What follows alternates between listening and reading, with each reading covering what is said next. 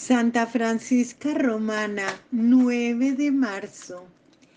Francisca nació en Roma en el año 1384. Cada 9 de marzo llegan cantidades de peregrinos a visitar su tumba en el templo que a ella se le ha consagrado en Roma, a visitar el convento que ella fundó allí mismo y que se llama Torre de los Espejos. Sus padres eran sumamente ricos y muy creyentes, aunque luego quedaron después en la miseria después de una guerra por defender al sumo pontífice. Y la niña creció en medio de todas las comodidades y muy bien instruida en la religión.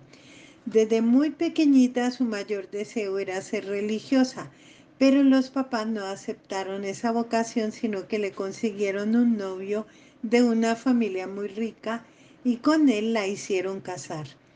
Francisca, aunque amaba inmensamente a su esposo, sentía la nostalgia de no poder dedicar su vida a la oración y a la contemplación en la vida religiosa.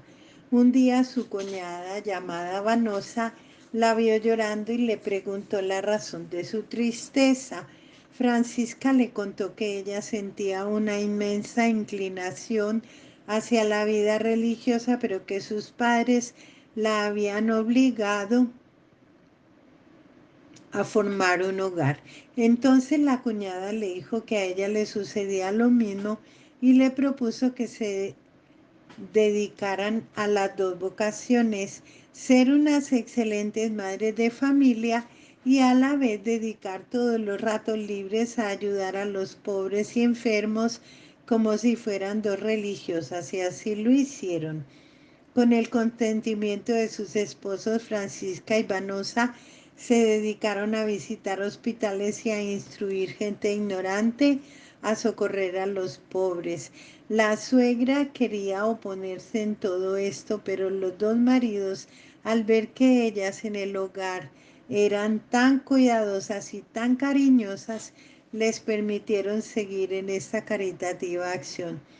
Pronto Francisca empezó a ganarse la simpatía de las gentes de Roma por su gran caridad para con los enfermos y los pobres. Ella tuvo siempre la cualidad especialísima para con los enfermos y los pobres y se hizo querer por la gente. Fue un don que le concedió el Espíritu Santo. En más de 30 años que Francisca vivió con su esposo, observó una conducta verdaderamente edificante. Tuvo 3 hijos, a los cuales se esmeró por educar muy religiosamente. 2 de ellos murieron muy jóvenes y al tercero lo guió siempre, aún después de que él se casó, por el camino de todas las virtudes. A Francisca le agradaba mucho dedicarse a la oración, pero le sucedió muchas veces que estando orando la llamó su marido para que la ayudara en algún oficio y ella suspendía inmediatamente su oración y se iba a colaborar en lo que fuera necesario. Veces hubo que tuvo que suspender hasta por 5 veces seguidas una oración y lo hizo prontamente. Ella repetía: muy buena es la oración, pero la mujer casada tiene que concederle enorme importancia a sus deberes caseros. Dios permitió que la santa mujer le llegaran las más desesperantes tentaciones y a todas se resistió, dedicándose a la oración y a la mortificación y a las buenas lecturas y a estar siempre muy ocupada. Su familia, que había sido sumamente rica, se vio despojada de sus bienes en una terrible guerra civil. Como su esposo era partidario y defensor del sumo pontífice y en la guerra ganaron los enemigos del Papa, su familia fue despojada de sus fincas y palacios. Francisca tuvo que irse a vivir a una casona vieja y dedicarse a pedir limosna de puerta en puerta para ayudar a los enfermos de su hospital. Y además de todo esto, le llegaron muy dolorosas enfermedades que le hicieron padecer por años y años. Ella sabía muy bien que estaba cosechando premios para el cielo. Su hijo se casó con una muchacha muy bonita, pero terriblemente mal geniada y criticona. Esta mujer se dedicó a atormentarle la vida a Francisca y a burlarse de todo lo que la santa hacía y decía. Ella soportaba todo en silencio y con gran paciencia, pero de pronto la nuera cayó gravemente enferma y entonces Francisca se dedicó a asistirla con una caridad impresionantemente exquisita. La joven se curó de la enfermedad del cuerpo, quedó curada también de la antipatía que sentía hacia su suegra. En adelante fue su gran amiga y admiradora. Francisca obtenía admirables milagros de Dios con sus oraciones. Curaba enfermos, alejaba malos espíritus, pero sobre todo conseguía poner paz entre gentes que estaban peleadas y lograba que muchos de los que antes se odiaban empezaran a amarse como buenos amigos. Por toda Roma se hablaba de los admirables efectos que esta santa mujer conseguía con sus palabras y oraciones. Muchísimas veces veía a su ángel de la guarda y hablaba con él.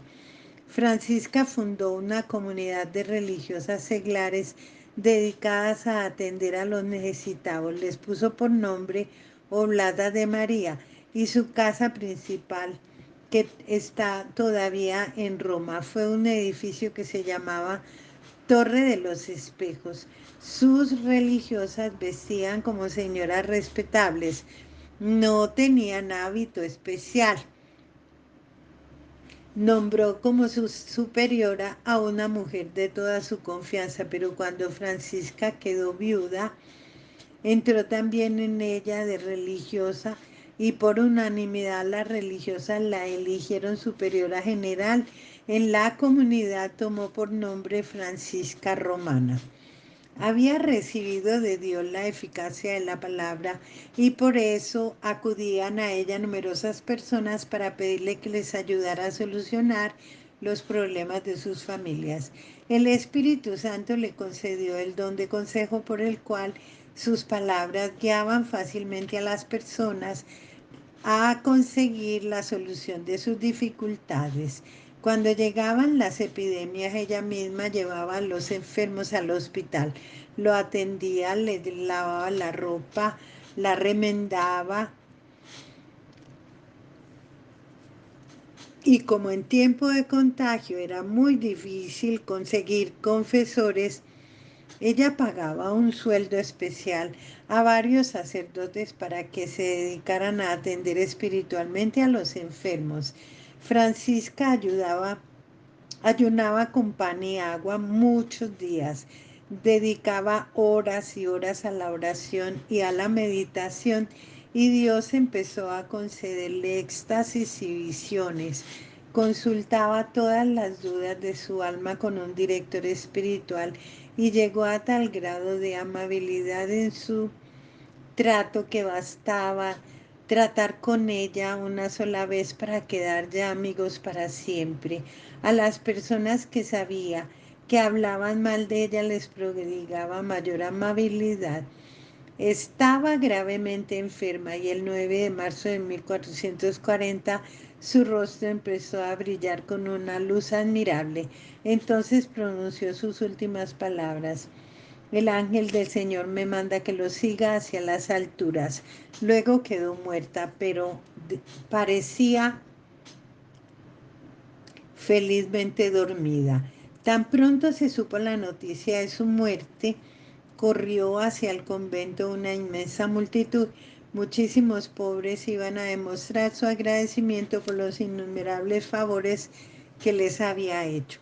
Muchos llevaban enfermos para que permitieran acercarlos al cadáver de la santa y así pedir la curación por su intercesión. Los historiadores dicen que toda la ciudad de Roma se movilizó para asistir a los funerales de Francisca.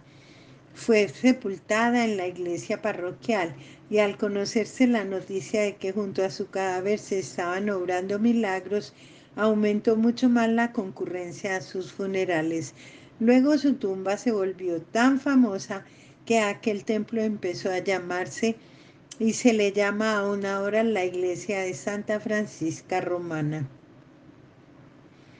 Cada 9 de marzo llegan innumerables peregrinos a pedirle a la Santa unas gracias que nosotros también nos conviene pedir siempre, que nos dediquemos con todas nuestras fuerzas a cumplir cada día los deberes que tenemos en nuestro hogar y que nos consagremos con toda la generosidad posible a ayudar a los pobres y necesitados y a ser extraordinariamente amables con todos. Santa Francisca, ruégale al buen Dios que así sea. Alabado sea Jesucristo.